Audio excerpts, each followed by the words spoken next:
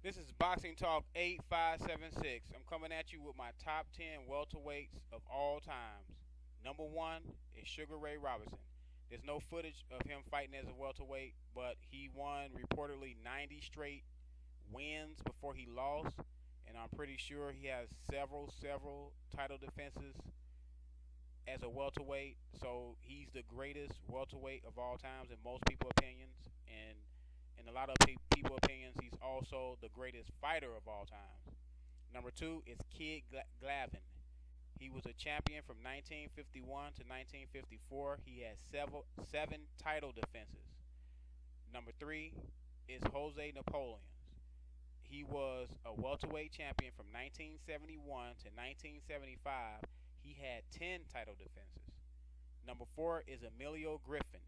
He had four title defenses as a welterweight champion. He was a great fighter in his era. Number five is Henry Armstrong.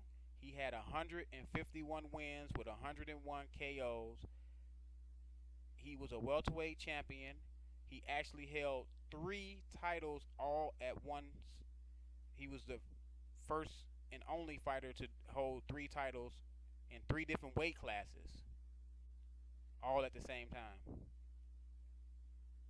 Number six is Felix Trinidad.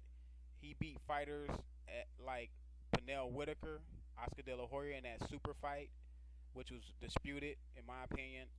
He lost that fight, but Felix Trinidad had power in both hands. He was a boxer, puncher, more of a puncher though. He was a great fighter. He was from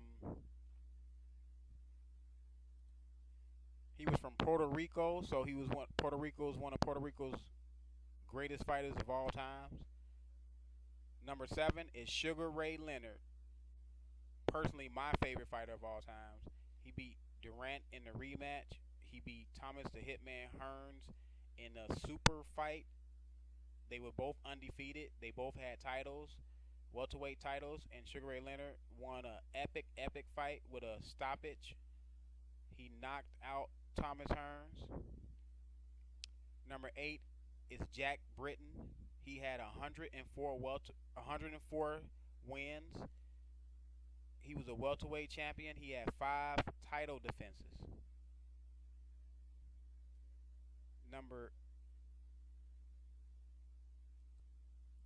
Number nine is Thomas the Hitman Hearns. He had that epic fight when he was undefeated as a welterweight against Sugar Ray Leonard. It was a great fight. I spoke about it earlier. He had three title defenses as a welterweight. He was one of the greatest fighters of all times. He was part of the Fabulous Four with Sugar Ray Leonard, Roberto Duran, and Hagler. And he was a great knockout artist. He was 6'2", 82-inch reach. Thomas Hearns was definitely an all-time great. Number 10 is Oscar De La Hoya, the Golden Boy. He won gold medal in 1992. He was a WBC welterweight champion. I believe he had several defenses of the welterweight championship. He was involved in that super fight with Felix Trinidad when they were both undefeated.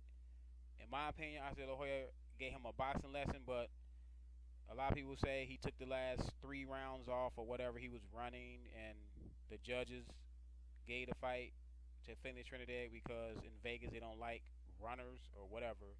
But I just thought Oscar De La Hoya won the first 8 rounds. And my honorable mention welterweight champion is Sweet Pea Pernell Whitaker. He was a great defensive fighter, a great boxer. He really wasn't known to knock you out. It was most likely to go 12 rounds, but Pernell Whitaker was also an all-time great. He has a gold medal. He fought Oscar De La Hoya. He fought Felix Trinidad. He fought some of the great fighters in his era. Didn't duck anybody. Fought Chavez. Had a disputed draw with Chavez, which he gave Chavez a boxing lesson. And that's my top 10 welterweights of all times.